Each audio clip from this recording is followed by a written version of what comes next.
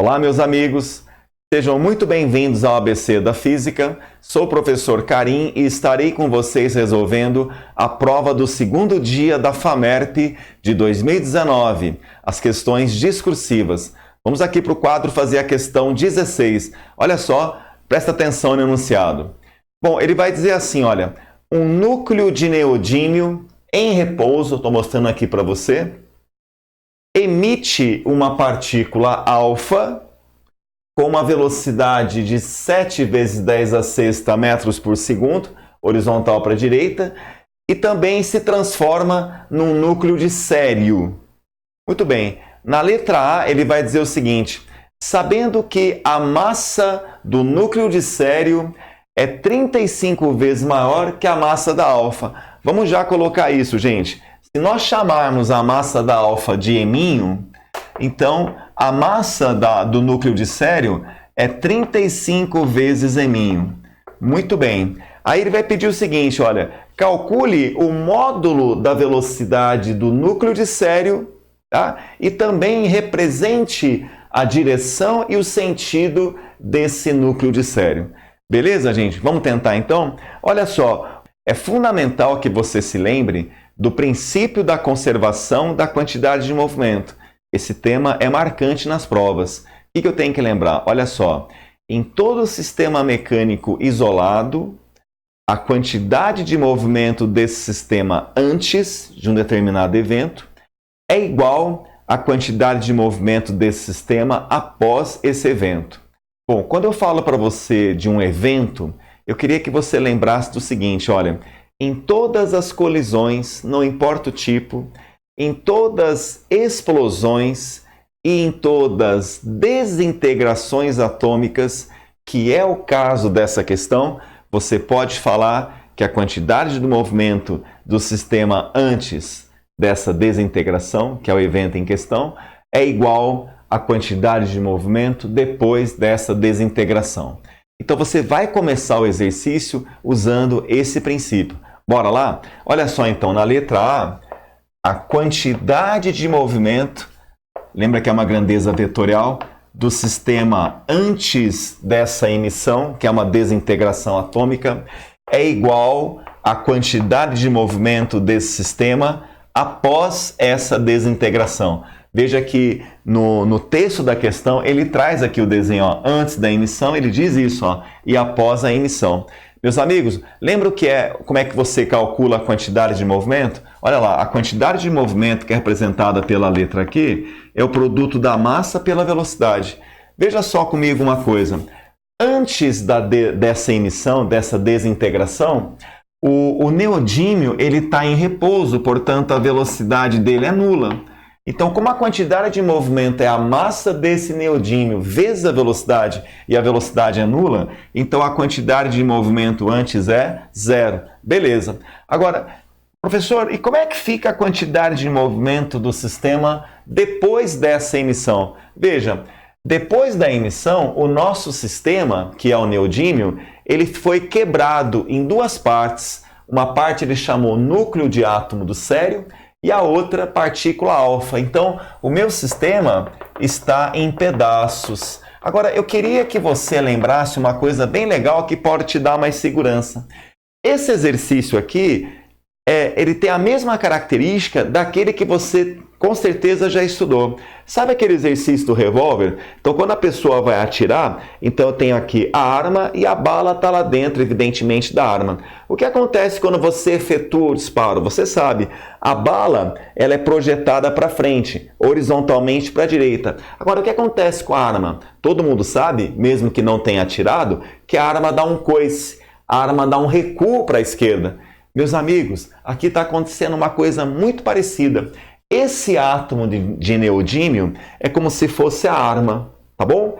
E depois, veja que depois da emissão, essa partícula alfa que é projetada para a direita com uma velocidade de 7/10 a sexta, é a mesma coisa da bala do revólver que vai para frente. E esse átomo de sério é como se fosse o quê, gente? É como se fosse a arma que sofre o recuo. Então, quando ele pede para você representar a velocidade do átomo de sério, eu já sei que essa velocidade, gente, vai ter esse sentido aqui, ó, horizontal para a esquerda. Eu já sei só de lembrar desse exemplo. Mas vamos supor que você, na hora da prova, não teve essa ideia de associar isso com o recuo. Você não é obrigado a associar isso com o recuo da arma. Mas entenda que, matematicamente, quando a gente resolver isso aqui, você chegará à mesma conclusão. Então, vem comigo, vamos dar uma olhada nisso. Olha, meus amigos, o que é a quantidade de movimento, então, do sistema depois? Olha, o meu sistema, como eu falei para você, quebrou em 2 pedaços. Então, achar a quantidade do sistema é achar a quantidade de movimento desses dois. Vamos começar pela partícula alfa. O que é a quantidade de movimento? É massa vezes velocidade. Só que eu vou fazer uma coisa. Eu vou orientar todo vetor que está voltado para a direita como vetor positivo, módulo positivo. Então, esse VA vai entrar na conta como positivo, tá bom? Então, como é que fica a quantidade de movimento da alfa? Fica a massa da alfa, que é m, vezes a velocidade, que é quanto? 7 vezes 10 a sexta. Vamos colocar aqui, ó, 7 vezes 10 a sexta. Maravilha, professor. Agora, e o sério? Olha só, faz de conta, gente, que eu nasci ontem, eu não sei que o sério vai recuar, da mesma forma que eu não sei que a arma também vai recuar. Então, como a gente quer descobrir isso, o que eu faço? Eu venho aqui e faço assim, olha, mais, eu vou pegar quantidade de movimento do sério, eu pego a massa dele, que é 35m, e a velocidade, gente, como eu não sei se ele vai para a direita ou para a esquerda, eu vou imaginar o seguinte, eu vou imaginar que o átomo de sério também vai para a direita, então eu vou supor que a velocidade do sério, que eu vou chamar de VCE, é positiva também. Mas, professor, se for negativo, o que vai acontecer? O exercício vai mostrar para mim. Fique tranquilo. Então, normalmente é assim. Quando eu quero achar alguma coisa, tá? Eu deixo como uma incógnita, tá? Então, deixa assim. Olha o que vai acontecer. Vamos passar esse cara para cá. A gente vai ficar menos 35m. Vamos colocar aqui, ó. Menos 35m. Que multiplica a velocidade do sério, que é VCE, igual... Esse cara vai ficar desse lado, m vezes 7 vezes 10 a sexta, tá bom? Muito bem, agora, o que eu vou fazer? Eu quero achar o VCE, vou deixar ele sozinho, então V do sério igual m vezes 7 vezes 10 a sexta, dividido, olha lá, esse cara que está multiplicando vai passar dividindo, aqui fica menos, tá? Então passa aqui 35m, muito bem. A gente pode cortar o m em cima, m embaixo, então ficou assim, olha. E a velocidade do sério igual. Olha, gente, 7 vezes 10 a sexta, se aqui tivesse um 70, ficaria legal, porque 70 por 35 dá 2.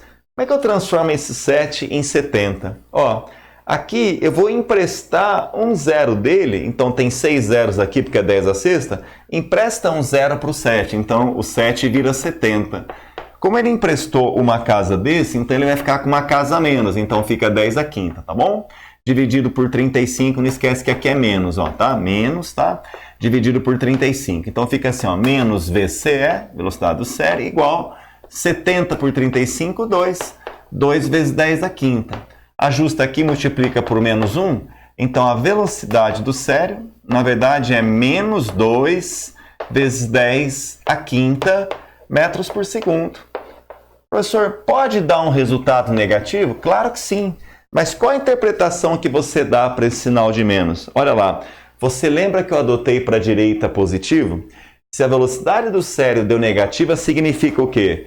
Aquilo que a gente esperava. Lembra que eu falei que isso aqui parecia com o recuo da arma? Então, o sério, gente, ele acaba recuando para a esquerda, com uma velocidade de módulo 2 vezes 10 a quinta. Como ele pediu o módulo, então a gente vai tirar o sinal. Então, módulo 2 vezes 10 a quinta.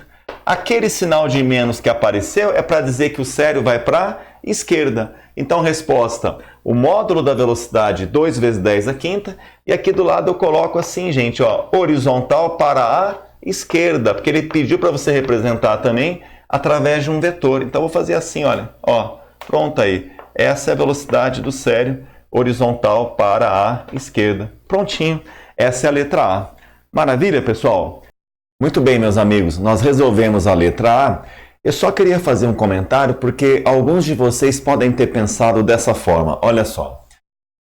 Como você já sabia, até por conta daquele exemplo da arma, né, que quando você atira, a bala vai para frente, a arma recua.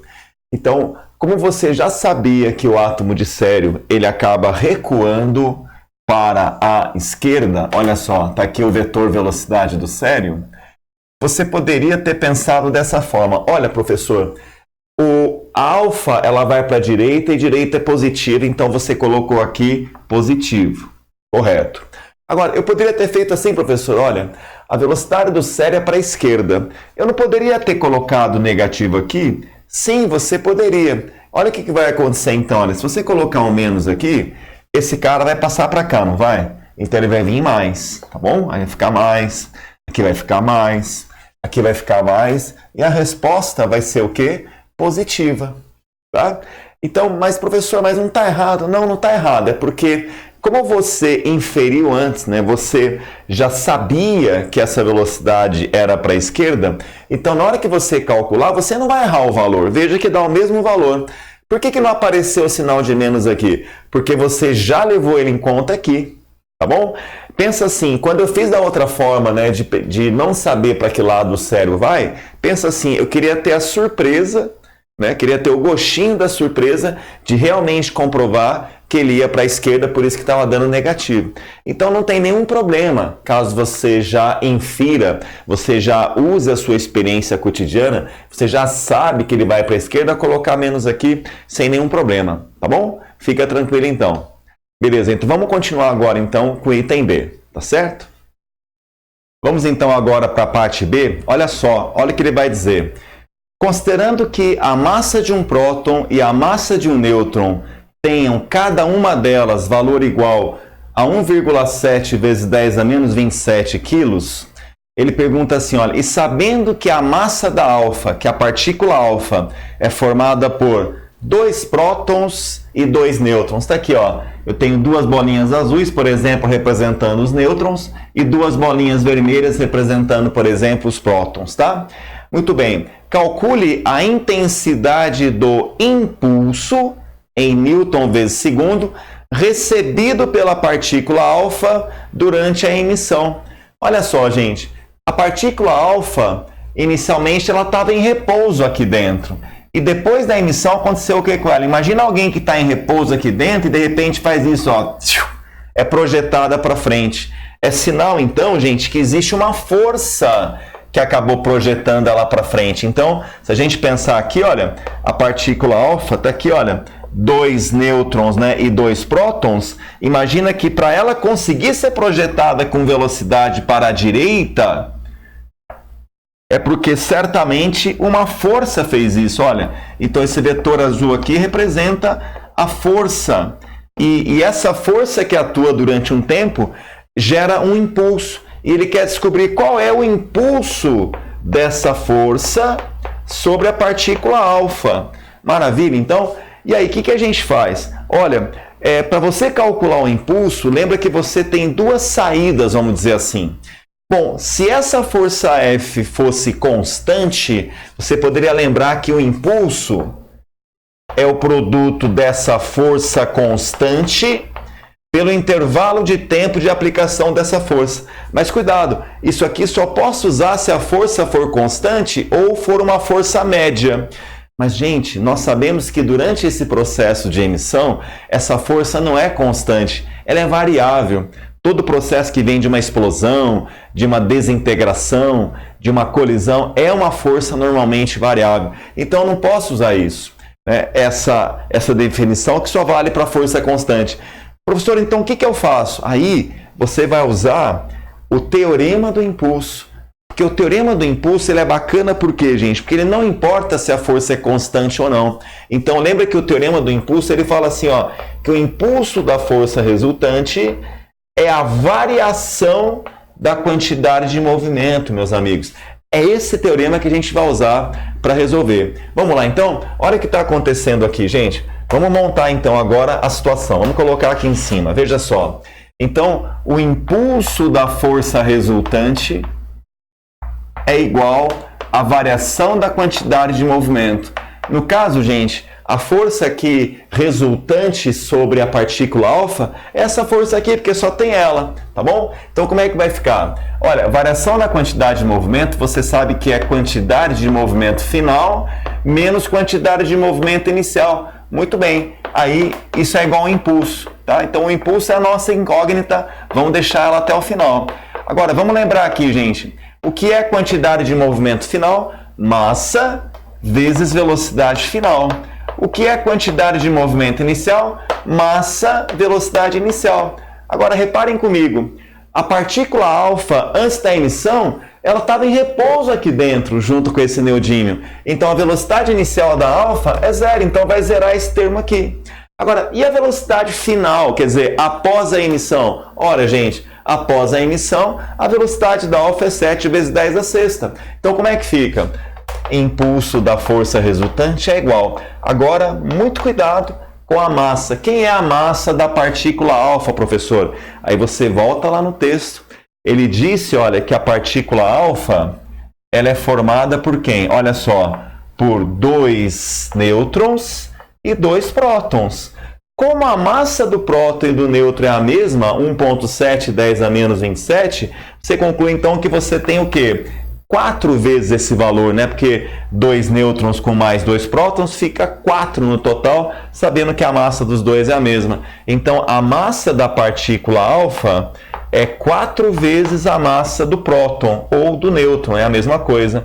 4 vezes 1,7 vezes 10 a menos 27 quilogramas, tá legal?